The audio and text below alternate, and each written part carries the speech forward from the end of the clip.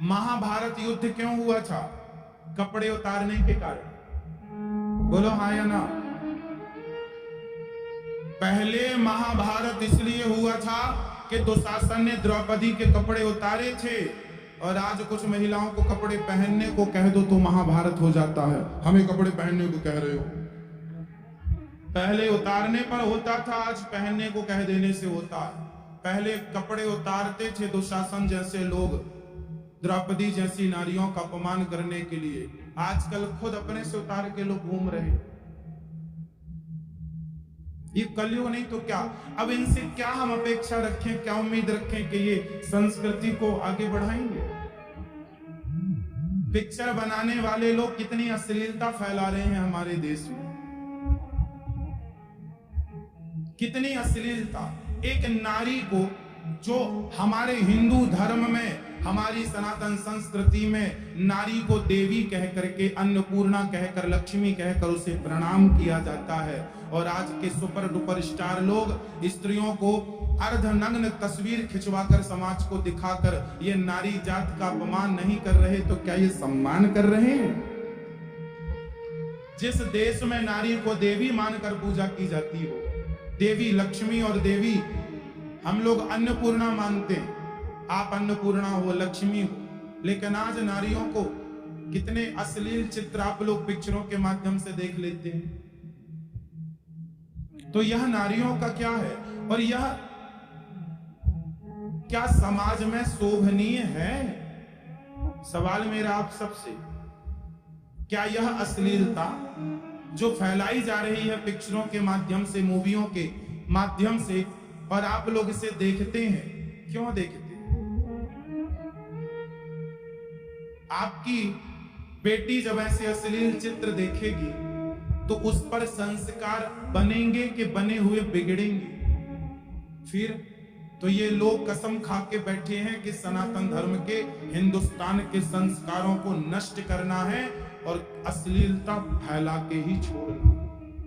हम लोग कितना समेटेंगे, कितना समझाएंगे? समझा रहे हैं कि संस्कारी बनो। आज अश्लीलता देखिए, आज कथा सुनाने वालों पर लोग, बहुत लोग संतों पर आरोप लगाते हैं, संत ढोंगी हैं, पाखंडी हैं, ऐसा आरोप लगाते हैं। चलो कुछ होंगे इसलिए आप आरोप लगाते हैं, आपका आरोप लगाना गलत नहीं है। कुछ लोगों ने गलत काम किया है इसलिए किया, एक था किया, दो लोगों ने किया, तीन लोगों ने किया, चार लोगों ने, सारा संत समाज बदनाम हो जाता है, सारे अच्छे लोग बदनाम हो जाते हैं। चलो अब यहां देखो, संतों को आप कई बार उन्हें अपमानित कर देते हैं कि अरे तो ठगते हैं, लूटते हैं, है ना? क्या क्या आरोप संतों पर लोग लगाते हैं। पर मुझे प्रश्न का उत्तर दीजिए, क्या वो लोग जो पिक्चर बनाने वाले हैं, क्या वह समाज को संस्कार दे रहे हैं? अरे आज भी आप कितना भी संतों को गालियां दे दो, अपमान कर दो, पर संत ही कहता है कि बेटा शराब ना पीना, संत ही कहता है कि बेटा मांस ना खाना। ये दास अनिरुद्ध ने शराब और मांस ना खाने की बात कही तो मेरे देश के लाखों लोगों ने शराब और मांस छोड़ दिया। कथा सुन सुन के लाखों लोगों ने मांस और शराब छोड़ दी केवल कथा के बल पर।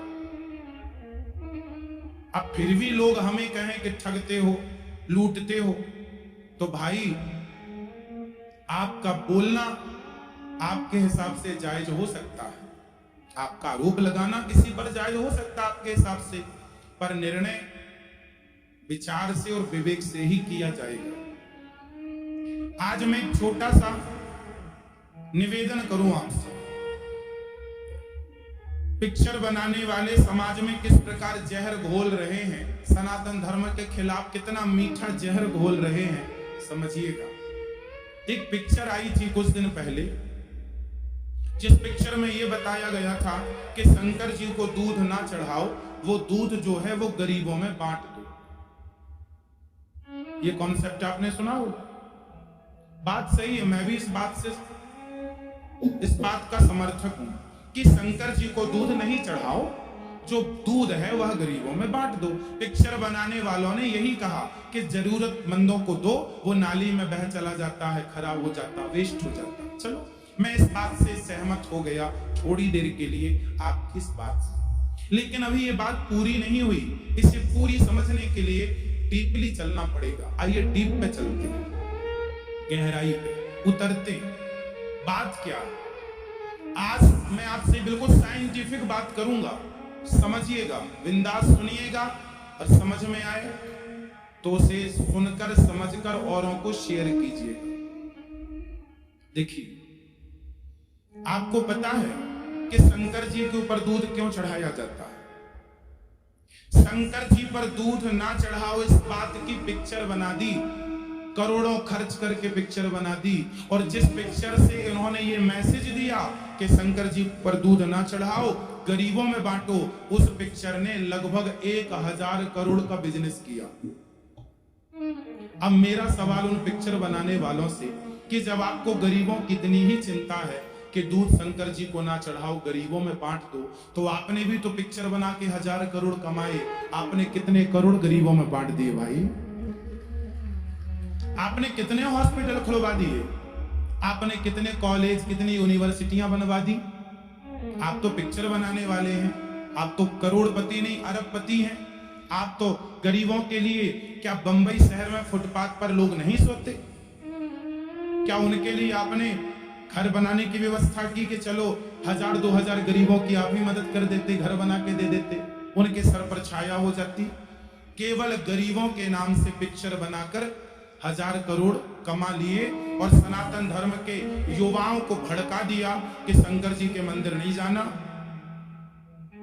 हम जो कह रहे हैं वही सही। अब मैं अभी साइंटिफिक उत्तर दूंगा कि शंकर जी को दूध क्यों चढ़ाया जाता है। अभी मैं साइंटिफिक समझाऊंगा आपको। अब मुझे एक बात बताइए, शंकर जी पर दूध ना चढ़ाओ इसकी पिक्चर बना दी, पर शराब ना पियो, क्या इसकी एक भी पिक्चर बनी आज तक? शराब नहीं पीनी चाहिए, क्या इस बात की इन पिक्चर बनाने वाले सुपर डुपर स्टारों ने एक भी पिक्चर बनाई? अरे शंकर जी को दूध चढ़ाने वाला 5 रुपए का दूध चढ़ाता, कोई 1000-2000 का दूध नहीं चढ़ाता, 10 रुपए का दूध चढ़ाता है। शराब पीने वाला हजारों चूल्हे बुझ गए शराब के कारण, हाँ या ना? हजारों बहनें विधवा हो गई शराब के कारण, हजारों बच्चों के सिर से पिता का साया चला गया शराब के कारण, हजारों बच्चे अनपढ़ रह गए शराबी बाप के कारण। इस शराब ने देश का कितना बड़ा नुकसान किया है। शराब के खिलाफ एक भी पिक्चर ना बनाई। पिक्चर की क्या कहें साहब, शराब को प्रमोट करते हैं ये लोग, कहते हैं कि जीना अगर जरूरी है तो पीना बहुत जरूरी है। ये लोग कहते हैं कि मुझे पीने का शौक नहीं, पीता हूं गम भुलाने को। अब बताओ इन मूर्खों को कौन समझाए कि शराब पीने से गम जाता होता तो सबका अब तक चला गया होता। शराब पीने से गम जाता नहीं है साहब, गम आता है। मूर्खता क्यों पाल रहे हो? शराब पीने से सिवाय सत्यानाश और सर्वनाश के कुछ ना होगा। सर्वनाश होता है शराबियों का। ये लोग शराब का प्रचार करते हैं लेकिन कहते हैं शंकर जी को दूध ना चढ़ाओ। अब सवाल मेरा आपसे, बताइए शंकर जी पर दूध चढ़ाने से देश का ज्यादा नुकसान है या शराब पीने से देश का ज्यादा नुकसान है? उत्तर दो अपने विवेक से। अरे दूध तो गैया रोज देती है, और दूध क्यों चढ़ाते हैं चलो मैं ये भी समझा दूं आपको। बताओ, आप उत्तर दो, सबसे ज्यादा दूध शंकर जी को किस महीने में चढ़ाया जाता है? किस महीने में? वैसे तो शंकर जी को दूध लोग चढ़ाने वाले 12 महीने चढ़ाते हैं, पर विशेष जो मान्यता है वह श्रावण की। सावन को शंकर जी को दूध चढ़ाते हैं, अभिषेक होता है रुद्र। हर आदमी अपने घर में माटी के शंकर जी बनाकर रुद्राभिषेक करता है और शंकर जी को दूध से अभिषेक। अब मैं आपको समझाऊंगा कि शंकर जी को दूध सावन में क्यों चढ़ाया जाता है। उत्तर सुनिएगा, कितना साइंटिफिक उत्तर है, समझिएगा। जब आषाढ़ में पानी गिरता है, जब आषाढ़ में पहला पानी गिरता है, सब मौसम का पहला ऑक्सीजन का पानी गिरता है तो वह पानी आकाश में जितना भी पॉल्यूशन होता है, प्रदूषण होता है, वह पहला पानी सारा प्रदूषण लेकर नीचे आता है अपने पानी में घोलकर। और जब पानी नीचे जमीन पर गिरता है तो उस पहले पानी से जो पहली घास तैयार होती है, क्योंकि वह घास जहरीले पानी से तैयार हुई, क्योंकि पॉल्यूशन था ना। आप लोगों ने भी सुना होगा अपनी दादी से, नानी से, माँ से कि पहले पानी में नहाना नहीं चाहिए छत पर, सुना है?